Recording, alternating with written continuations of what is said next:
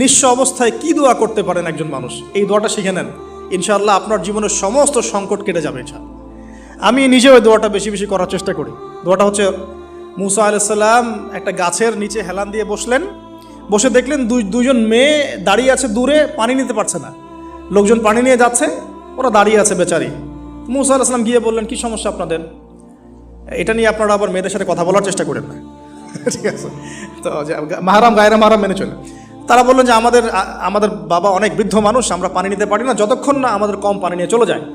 মুসা আলাইহিস সালাম তো একটু বললাম না, ফিজিক্যালি খুব স্ট্রং ছিলেন, থাকে না বডি বিল্ডার, সামনে গিয়ে কথা বলে সরো পানি নিতে দাও, তখন মানুষ একটু মূল্যায়ন করে না। তো মুসা আলাইহিস সালাম এভাবে পানি নিয়ে দিলেন এবং বাছুরদেরকে পানি পান করালেন, করিয়ে গাছের নিচে এসে বসে আছেন।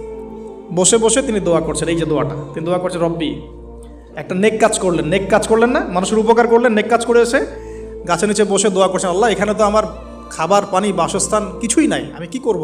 রব্বি ইন্নি লিমা আনজালতা ইলাইয়া মিন খায়রিন ফাকির, রব্বি ইন্নি লিমা আনজালতা ইলাইয়া মিন খায়রিন ফাকির। আবার বলেন, রব্বি ইন্নি লিমা আনজালতা ইলাইয়া মিন খায়রিন ফাকির। অর্থ হচ্ছে, হে আল্লাহ, তুমি তোমার পক্ষ থেকে আমার উপরে যে নিয়ামতগুলো দিবে, আমি এর জন্য ফকির হয়ে বসে আছি।